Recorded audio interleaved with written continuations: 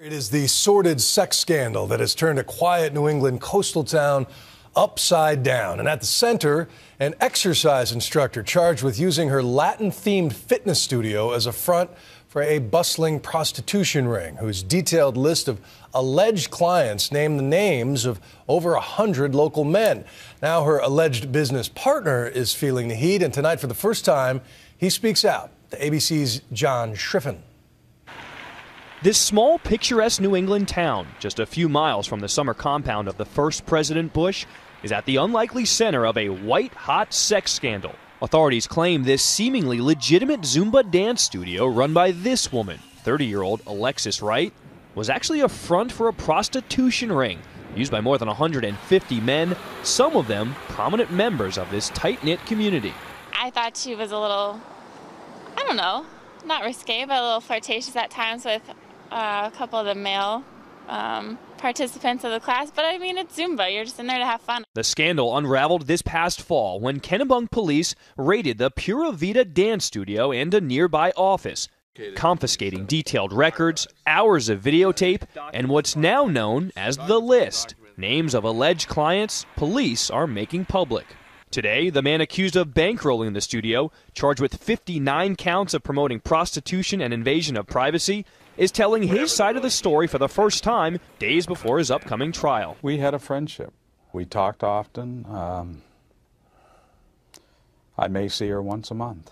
Married for more than 30 years and a father of two, local insurance agent Mark Strong Sr. admits he co-signed the lease and gave Wright a loan for her Zumba studio, and he says they had a sexual relationship. Never became romantic. We did have intimate moments, but it's not what I would consider romantic. It was just physical? It was strictly physical. How many times were you physical with her? I don't know. Did you ever pay her for an encounter? No. Did you pay her for anything, a massage? No. It never got to that point? No. No, we were friends. The indictment also alleges that Wright secretly recorded over 100 hours of video with her clients, something Strong denies knowing about. He denies any wrongdoing. Strong is not the only one. Kennebunk police have released a blotter on their website documenting arrests, complete with names, ages, and home addresses. More than 100 men and at least one woman thought to be clients of Wright's. And today we sat down with two attorneys representing 21 of the 66 already charged with being Wright's clients. People's lives have been turned upside down over this, and they've been turned upside down from the start, from the time that their names have been put in a police blotter, which is evidence of nothing. It's merely an allegation, but the mere allegation here has been enough to smear people's reputations. To play devil's advocate here, the guy went looking for a massage.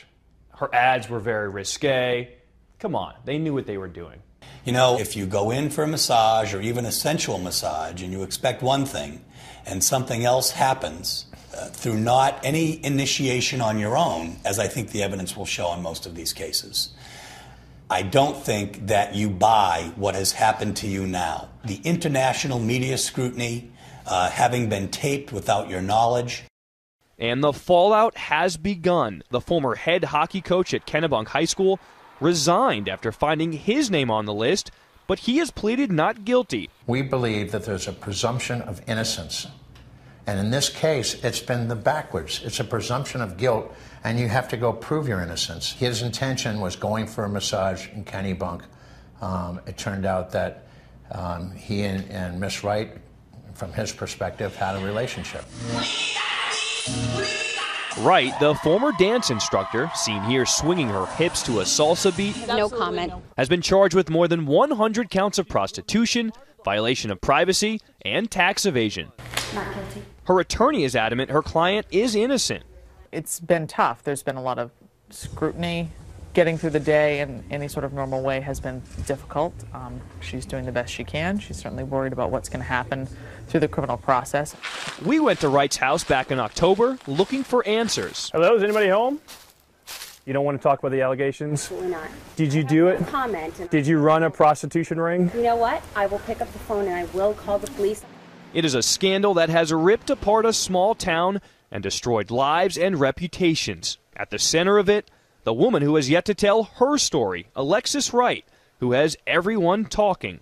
As for Mark Strong Sr., he says he will spend the rest of his life apologizing to his wife. I'm sorry for any dishonesty, for the intimate relationship that I had with Alexis Wright. For Nightline, I'm John Schriffen in Kennebunk, Maine.